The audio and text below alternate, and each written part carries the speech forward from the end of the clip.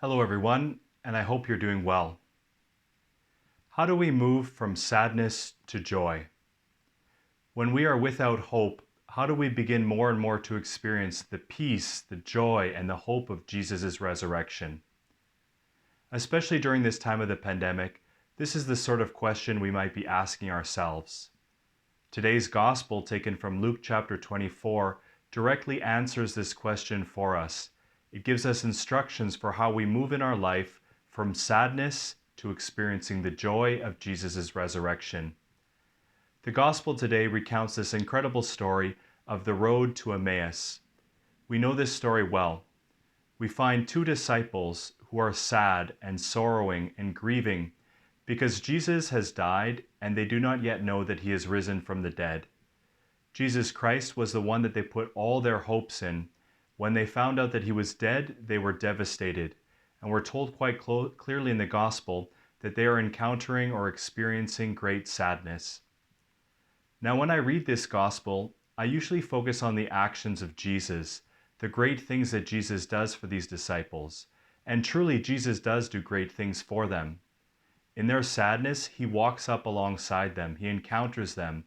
He asks them questions and listens to what they are going through. He empathizes with them. Jesus then opens the scriptures to show how they spoke about him, the necessity of his suffering. Jesus ultimately breaks the bread for him, at which point they finally recognize that Jesus has been with them all along, and their sadness is transformed into joy. I usually focus on the actions of Jesus in this gospel.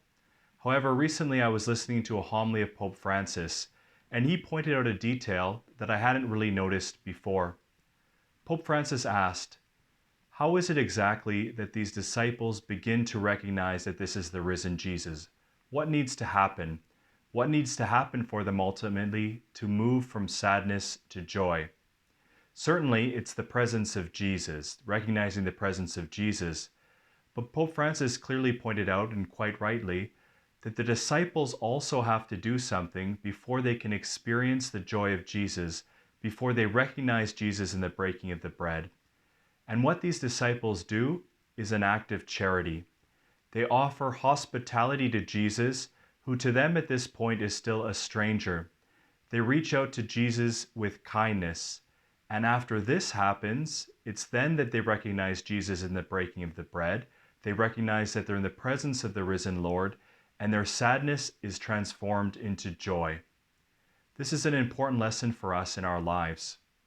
In our sadness and sorrow, Jesus always walks with us, accompanies us.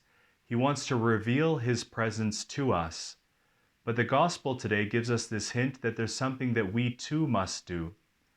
When we reach out to other people around us in kindness and in charity, it's as though the presence of the risen Christ in our midst is awakened in our hearts. We move from sadness to joy, to experiencing the resurrection when we act out to other people with kindness and charity. Let's try to do that today. God bless you and take care.